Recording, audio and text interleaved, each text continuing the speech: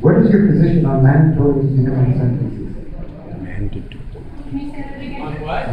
What is your position on mandatory minimum sentences? Mandatory minimum sentencing. Definitely. I'm against anything that the Harper government has brought in like that, because it's very punitive and as we know, Aboriginals are disproportionately represented in the penal system, like hugely, just like in the U.S., minorities and Aboriginals and blacks and so on. So this gets to, I guess I can't go on too much, but yes, I'm against mandatory minimum sentences. The whole justice system is extremely oppressive, and we'll get to that a bit later. I'll talk about that later, my time's up.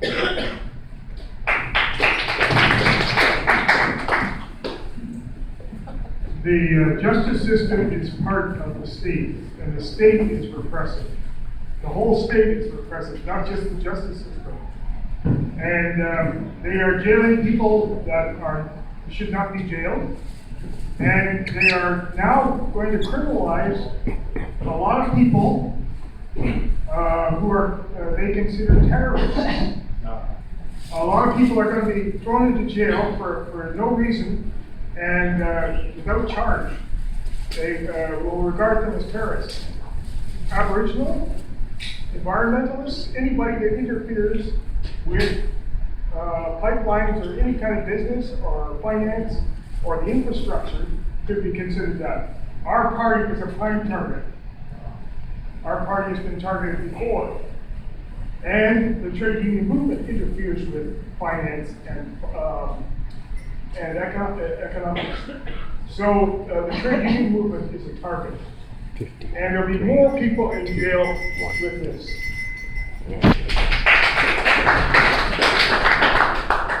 Well, the Conservatives have brought in the minimum sentencing legislation, and in fact, their whole approach is pretty well to criminalize everybody, and for as long as they can. And there are some real issues with respect to that, because we have a situation where we also have the privatization of prisons, where prisons actually being built by the private sector. And you gotta wonder what is wrong with this picture when you put these two aspects together.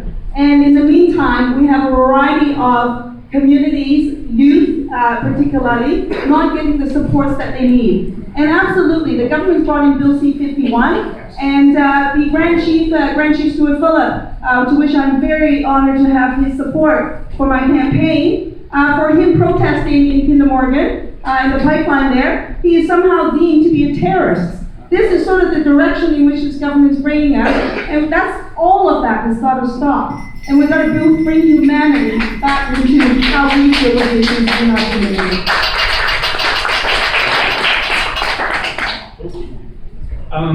The mandatory minimum sentence, to be honest, is an issue that I haven't looked into, so I don't have a position on it.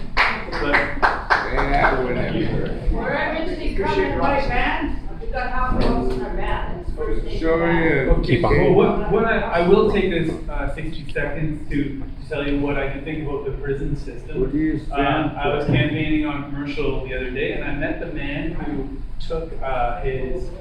went to the Supreme Court to fight for prisoners' right to vote. And he told me a whole bunch of interesting stuff. He told me stories of people who are going into prison clean and coming out addicted to methadone. And I believe that the prison system is full of a lot of people who have substance abuse problems, and we need to reform our prisons to provide these people with support, because many of these are I think we need to treat this like assistance. We need to help them get over these issues. Let's drink it. They weren't just there inside anyways. Quiet. So, as Anne points out, First Peoples are disproportionately represented in Canada's prison system, and as Jenny pointed out, Canada's prison system under Harper is increasingly reflecting that of the United States. And I think that the mega prisons combined with Bill C-51 and things like mandatory minimum sentences show that Stephen Harper's vision of Canada is that of a racist, corporatist police state. So we oppose mandatory minimum sentences and want to see more investments made into things like restorative justice, into legal advocacy, and early childhood development, not prisons.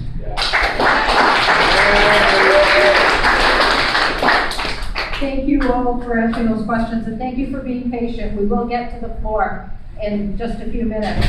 We have another question that somebody gave to us to present to the candidates, and it's about women's reproductive rights and what are the candidates' stand on. Do you support women's reproductive rights, such as abortion?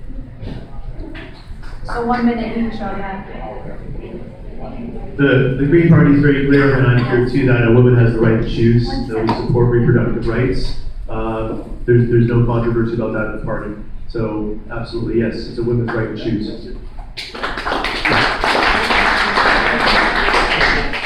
I agree. Of the thousands of people I've talked to, this is not an issue, and women should have the right to choose. There is no question for me about respecting women and the right to choose. And for the NDP, I will also add this though, that the Harper government actually brought in a policy against funding initiatives that provide safe abortions and family planning in the international community. An estimated 68,000 women died as a result of unsafe abortions in developing countries, and Harper has banned the funding for overseas programs that provide safe abortions and family planning. The NDP will change that as well. Not just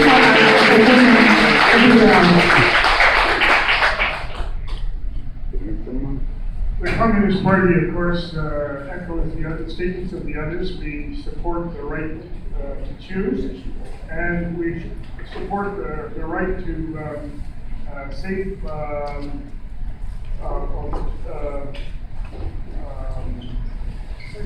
Come on, make sense. safe abortions, and we need to increase the number of clinics and facilities for abortion, because it's not the same across Canada. In some provinces, they don't have clinics. They have to go to other places to get the abortions.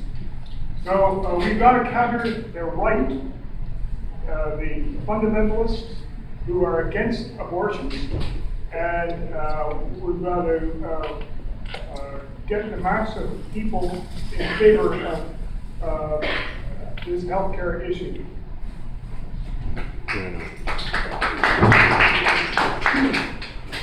I think this is almost an apple pie issue. What I'd like to look at is better prenatal care for women so that they can, because I don't think like abortion is going to be a big issue for people here. Yeah, I mean, I can be politically correct and say yes, it should be a woman's right to choose. But we need to go further than that. What about proper nutrition, proper prenatal care, proper support for women who are bringing children into this world? And I say, I say, people who are oppressed should be having more kids. Okay? Because they're too many. No, it's their right to have more kids. Like, for instance, First Nations were almost depopulated. And so I really think they should have more kids to repopulate, have more, Aboriginal population. Really, that's how I feel.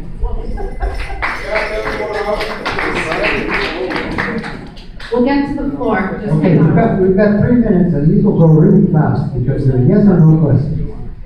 Okay? Do you support insight and first elected in Canada? Definitely, yes, definitely. Plus, more support.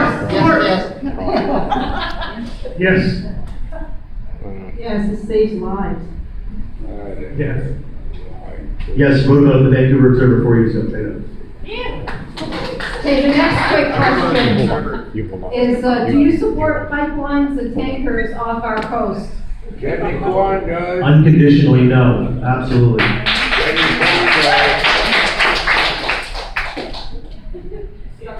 I can't answer this as a yes. Jenny Kwan does.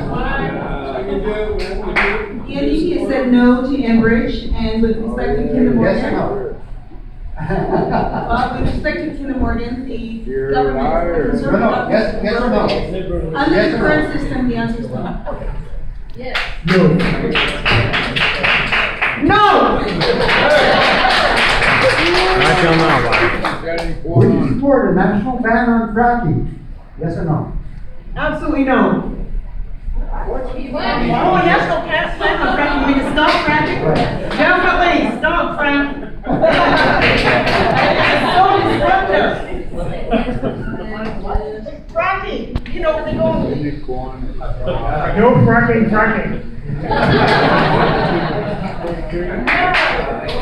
So I have to see on this question, on these yes and no answers. If the science is there, then there may be a way, but if the science is not there, then the answer is no. Boo! Yeah, I can't answer this yes or no. It's a great issue. If there can be You're on, and you're on the way here, right next week. Fracking is fracking up the world, so yes, to an Now we'll open it up to the floor. Okay. So we'll get a microphone, and if anyone's got questions.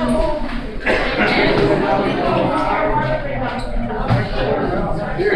Come on over here. Got a mic over here, let's go over here.